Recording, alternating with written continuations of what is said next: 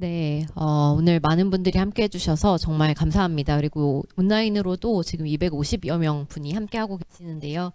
오늘 그 2부에 모신 분들은 그 키워드를 이야기하자면 이제 미래를 내다보고 미래에서 지금 무엇을 준비해야 되는지 이야기를 해주는, 절실하게 이야기를 해주시는 전문가 분들이 아니신가 합니다. 시간을 아끼기 위해서 바로 좀 질문을 드리겠습니다. 그 신청자 분이 미리 주셨던 질문인데요. 솔직히 까놓고 말해서 과학자 분들이 지금 우리가 어느 정도 수준에 왔다 많이 이야기를 해주셨지만 그 정말로 우리가 어떤 혹독한 그 미래를 겪게 될 것이고 이것을 위해서 무엇을 지금 해야 한다라고 생각을 하시는지, 어떤 대화들을 나누시는지 이준희 교수님께 먼저 질문 던지겠습니다. 예, 우리가 이 기후 행동이 적극적으로 확대가 안 되는 거에 가장 큰 문제는 이제 비용이 든다라는 것이기 때문이죠, 그렇죠? 가장 효율적이라고 생각하는 우리가 이 탄소세 같은 경우에도 이제 세금이 든다고 하는 경우에 이제 굉장히 거부감이 크잖아요. 예, 그런 의미에서 이제 비용이 든다라는 것 때문에 어쩌면 굉장히 행동하기 힘들지만 문제는 이미 우리가 이 기후변화에 대응할 때 드는 비용보다 이미 기후위기로 발생하는 손실과 손해의 비용이 더 크다라는 것이고 지금 최근에 과학적인 연구들은 우리가 평가한 것보다 더 커질 수 있다라는 것들을 보여줍니다. 그런데 이제 가장 우려가 되는 거는 또 오늘도 이제 분위기가 그냥 우울하게 가는 부분도 있지만 문제는 뭐냐면 우리가 대응하면 할수록 그나마 우리의 피해와 손실을 줄일 수 있다라는 것이죠. 이미 이 기후 위기를 통해서 전 세계 GDP의 1.6% 정도 지금 이제 피해가 발생하고 있는데 이게 2030년에는 3.2% 정도라고 이 IPCC 6차 평가 보고서가 평가를 했는데 지금 최근 나온 연구들은 더 크다라고 얘기하고 있어요. 우리가 아무리 경제 성장을 얘기한다고 해도 이 기후 변화에 대한 대응을 하지 않으면 경제 성장을 후퇴하게 되는 것이죠. 그런 의미에서 정말 중요한 거는 우리의 선택과 대응에 달려 있다라는 것이죠. 피해는 계속 커질 건데요. 그나마 우리가 대응하고 행동해야지만 완화를 위한 노력도 중요하지만 적응에 의한 노력을 같이 해야지만 그나마 내가 감당해야 되는 이제는 뭐 미래 세대도 중요하지만 바로 우리의 문제예요. 우리가 이제 아직도 이제 미래 세대 얘기를 하지만 미래 세대뿐만 아니라 나의 5년 뒤, 10년 뒤의 문제이고 특히 2030년만 돼도 이제 1.5도 지구 온난화를 이제 넘어서게 될 것으로 보이는데 그러면 그때 우리가 감당해야 되는 그러한 손실과 피해 금액과 또 우리의 건강에 미친 영향이라든지 그런 걸 생각을 할 때에는 지금보다 더 커진다라는 것이고 하지만 우리가 지금 대응하고 행동하는 것이 그러한 피해를 줄일 수 있다라는 입장에서 우리가 봐야 되지 않을까 생각합니다. 그래서 이게 암울한 미래에 대한 얘기가 아니라 어떻게 하면 우리가 좀 더 이 피해를 줄일 것인가의 그러한 접근이 좀 필요하겠다라고 생각이 듭니다. 예. 네.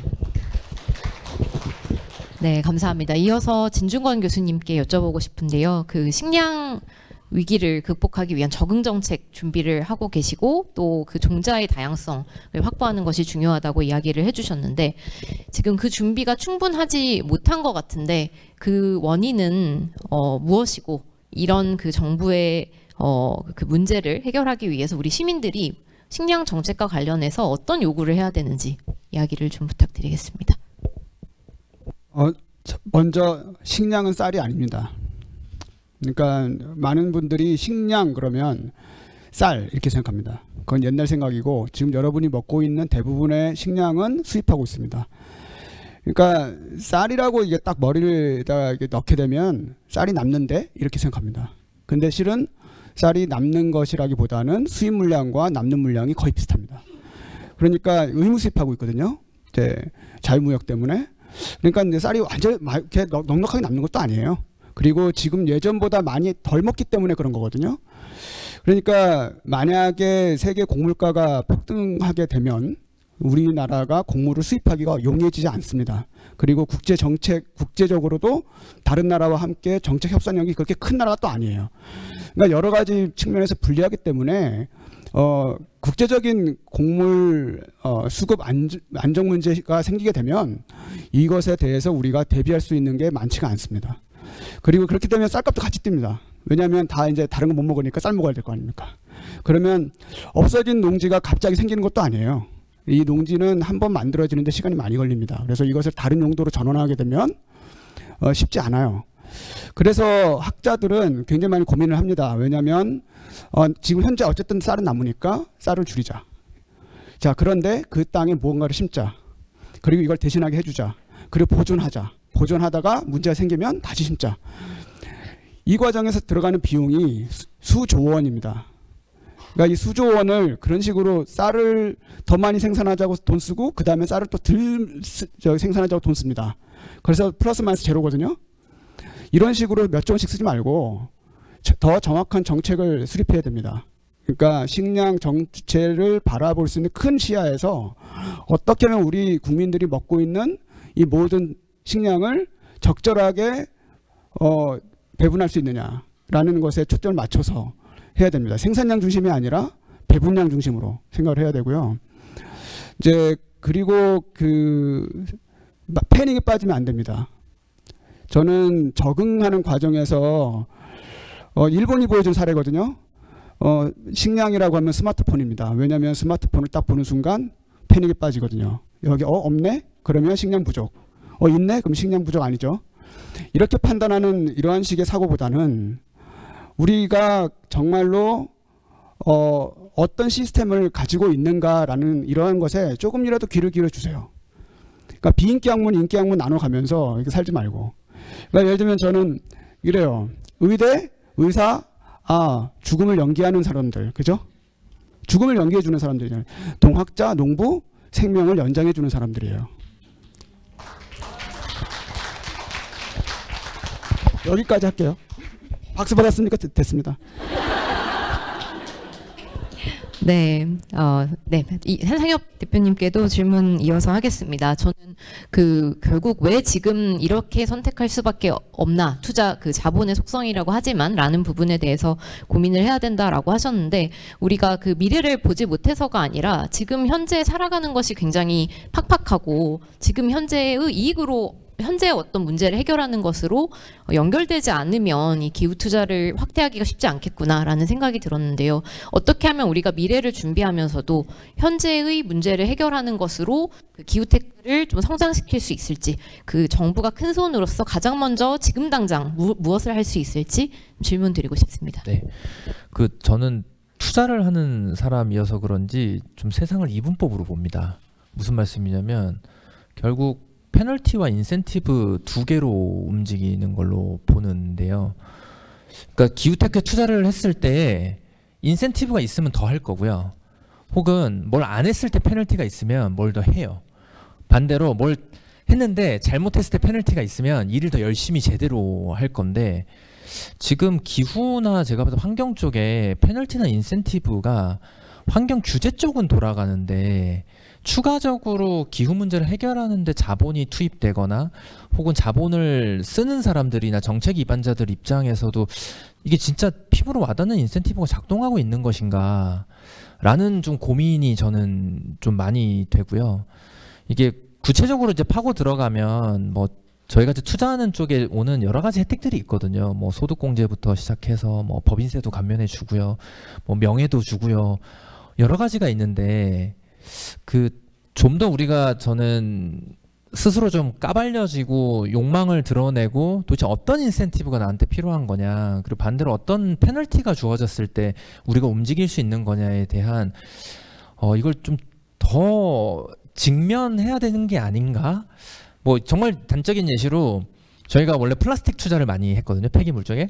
근데 요새 굉장히 고민에 빠져 있습니다. 왜냐면 환경부가 몇 주 전에 PCR 의무 사용 냈거든요. 10%를 냈는데 페널티가 저희가 봤을 때는 없어요.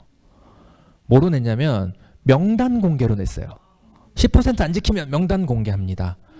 이거 제가 환경부 보고 계시면 안 되지만, 네, 저는 환경부를 좋아합니다. 네, 그렇지만 이게 저는 딱 극명하게 제도 설계에 있어서 페널티와 인센티브가 어떻게 작동하는지에 대한 부분을 모호하게 넘겨버린 것 같아요.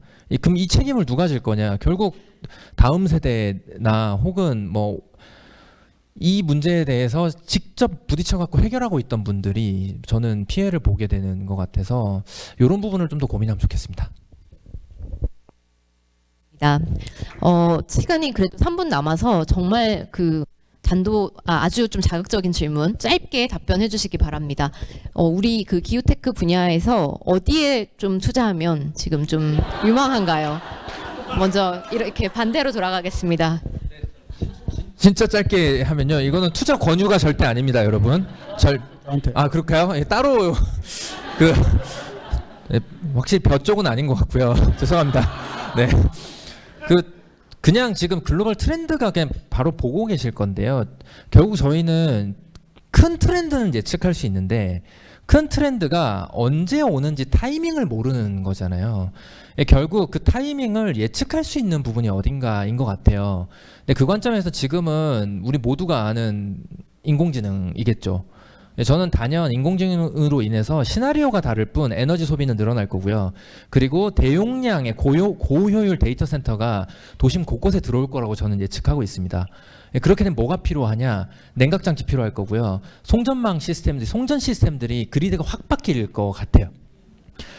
저는 이제 이런 예측들을 그냥 기반해서 투자를 하는 사람이고, 플라스틱 이것도 결국 규제가 언제 들어오냐, 여기에 따라서 PCR 사용량이 이제 정해질 거라서 결국 이런 규제나 정책적 동향은 그럼 어떻게 갈 거냐, 이런 부분을 좀 잘 조합해서 보는 게 답인 것 같다 정도로 말씀드리겠습니다. 네, 진중현 교수님께도 여쭤보면은 우리가 그 미래에도 좀 잘 먹고 살려면 지금 우리가 먹거리를 살 때 이것도 투자하지 않습니까? 어디에 좀 돈을 써야 될까요? 먹는 것에 대해서 너무 예민하지 않았으면 좋겠어요. 지금 앞으로는 아마 이 기후 위기가 식량에 영향을 미칠 때 이게 고품질이 아닐 확률이 높고, 그 다음에 이 종자도 굉장히 이제 생산량 중심으로 다시 생각을 해야 될 상황도 됐어요. 지금 커피나 코코아 같은 것들도 지금 종자가 씨앗 커피 코코아 빈이 모자라서 지금 가격이 폭등한다고 합니다. 그러니까 이렇게 우리가 지금까지 현재 먹어왔던 이 식품의 시스템이 많이 바뀔 겁니다. 그러면 이것을 따라서 사람들이 어느 정도 변해줘야 됩니다. 그러니까 자기가 먹던 방식을 고집하는 건 참 쉽지 않을 거예요. 그래서 그런 부분에 대해서 어떻게 하면 더 자연 친화적인 선택, 그다음 그런 것은 대부분 가장 유명한 게 푸드 마일리지죠. 그러니까 내가 살고 있는 주변에서 찾아주는 것, 또는 그것이 아니더라도 그 비용이 가장 적게 드는 방식으로 얻을 수 있는 방법, 이런 것들을 고민해야 됩니다. 그래서 앞으로는 선택을 하실 때 건강 지키는 것도 좋지만 이게 내 몸의 건강만 너무 강조하다가는 이 지구의 건강이 나빠질 것 같습니다. 그것만 좀 신경 쓰면 될 것 같습니다. 네, 이준희 교수님, 우리 지금 7차 보고서 나오려면 2030년 넘어갈 것 같은데요. 지금 과학자들은 IPCC 7차 보고서, 네네, 그 7차 보고서의 키워드는 어떤 부분이 될 것 같으신지 질문 드리겠습니다. 지금 스케줄이요. 7차 보고서 제1신문그룹 보고서가 2028년 초반에 이미 들어있고, 그다음에 종합 보고서가 2029년. 그래서 이제 30년 전에 지금 나오려고, 2030년 전에 지금 나오게 하기 위해서 지금 노력을 하고 있는 상황이고요. 그다음에 이제 작년 12월 초에 말레이시아에서 7차 보고서의 방향을 설정하는 미팅을 우리가 스코핑 미팅이라고 하고, 이 스코핑 미팅이 이제 보고서 절차의 맨 처음 시작이에요. 그래서 이제 스코핑 미팅 있고 제가 또 운이 좋게 또 선정이 돼서 지금 다녀왔는데요. 지금 이제 무엇보다도 키워드가 이전에는 사실 과학, 적응, 완화, 그러니까 다른 실무 그룹에서 약간 좀 동떨어지 같다고 하면 이제 통합적인 그러한 접근으로 가야 되는 것이고, 특히 이제 저는 이제 기후 과학을 하는 입장에서 이 기후 과학이 그동안 한 것은 전지구적인 그러한 측면에서 지구 온난화 수준이 얼마이고, 과거에는 2100년도에 지구 온난화 수준에 대해서 이제 크게 관심이 있었다고 하면, 지금은 앞으로 5년, 10년 동안의 지역에서의 기후 변화, 그리고 극한 현상의 변화가 어떻게 될 것이고, 그러한 정보를 더욱더 잘 만들고, 이런 정보들이 다양한 적응과 완화, 예를 들어서 우리가 특히 이제 화석 연료에서 날씨 연료로 이제 전환이 되고 있는 상황에서 이 날씨 연료를 잘 활용하려고 하면, 그러면 또한 이런 극한 현상들에 대한 예측이 굉장히 중요해지잖아요. 그래서 그런 부분들이 굉장히 좀 강화가 되고 있고, 무엇보다 이 과학의 측면에서도 이 철학의 중요성이 좀 들어오는 것 같습니다.